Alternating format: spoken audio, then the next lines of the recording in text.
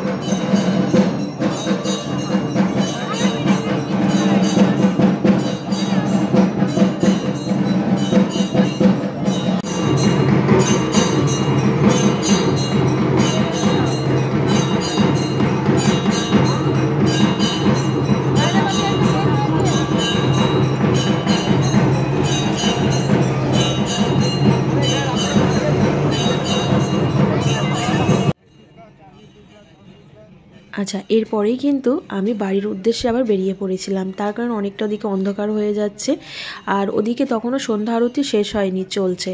তো প্রথমেই বলি, মন্দিরে ঢোকার প্রথমেই খাবারের স্টলগুলো রয়েছে আর একদম মন্দিরে ঢোকার প্রথমেই এই পুজোর সামগ্রীগুলো রয়েছে। যদিও আমি কিছু পুজো দিইনি বলে তাই এখান থেকে কিছু নিইনি। ভাগ্যটা খুব ভালো ছিল, সেই কারণে হয়তো মায়ের দর্শন পেলাম আর এতটা সুন্দর সন্ধ্যা আরতিও দেখতে পেলাম। এবার যেহেতু গেছি, কিছু না খেলে হয় না, তাই প্রথমেই খেয়েছিলাম জল ফুচকা, যেটা কিনা মারাত্মক রকমের ঝাল হয়েছিল বাট ভীষণ টেস্টি ছিল। তারপরে খেয়েছি দই ফুচকা। আর বলে রাখি, এইগুলো সমস্তই কিন্তু নিরামিষ, সারা বছরের জন্য এখানে সমস্ত কিছু নিরামিষ পাওয়া যায়।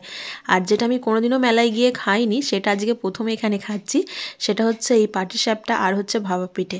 সত্যি কথা বলতে আমার মায়ের থেকে অনেক বেটার পাটিসাপটা বানায়, তবু আমি ট্রাই করলাম।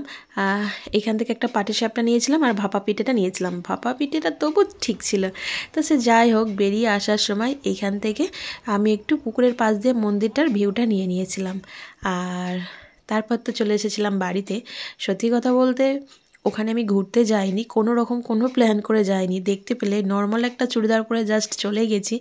সাইডে একটু গেছিলাম কাজের জন্য, সেখান থেকেই হঠাৎ করে হয়তো মা টেনেছে, তার জন্য মায়ের দর্শন পেয়েছি, এই আর কি। তো বাড়ি আসার সময় চিকেন নিয়ে এসেছিলাম, সেটা এখন রান্নাবান্না চলছে।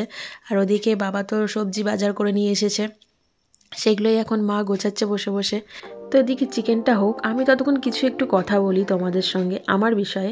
সেটা হচ্ছে, দেখো সত্যি কথা বলতে লাইফে, প্রত্যেকের লাইফে কম বেশি সমস্যা সবার থাকে। আমার লাইফেও এরকম প্রচুর প্রচুর সমস্যা রয়েছে, যেগুলো কি না আমি তোমাদের সামনে ফেস করতে চাই না বা তোমাদের সামনে তুলে ধরতে চাই না। আমার যতটুকুনি খুশির মুহূর্ত আছে, যতটুকুনি ভালো মুহূর্ত আছে, আমি মনে করি সেগুলোই আমার দেখানোটা বেশি ভালো লাগে, তাতে তোমাদেরও ভালো লাগবে, এই আর কি। আমি সব দুঃখ সব কষ্ট চেপে রেখেও কিন্তু আমি যখন ক্যামেরার সামনে আসি, আমি হাসি মুখে আসি।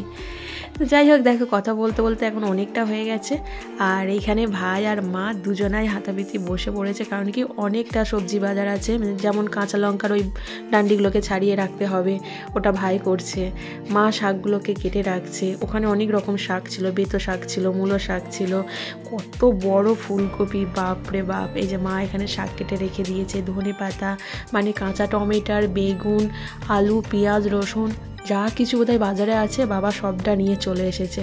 আর এই সন্ধ্যেটা আমাদের সবার একসঙ্গে, যে দেখতে পাচ্ছ বাড়িতে সবাই একসঙ্গে আছি, আমাদের কিন্তু দারুণ হইচই করে কাটছিল। আর ওই যে আমাদের মাছ টাছ দুপুরবেলা রান্না হয়েছিল, ওগুলো সমস্ত কিছু আছে, ওগুলো এখন পড়ে থাকবে বা কালকে হয়তো ফেলা যাবে, এই অবস্থা। তো রাত্রিবেলা চিকেন আর রুটি, এই দিয়ে ডিনারটা কমপ্লিট করলাম।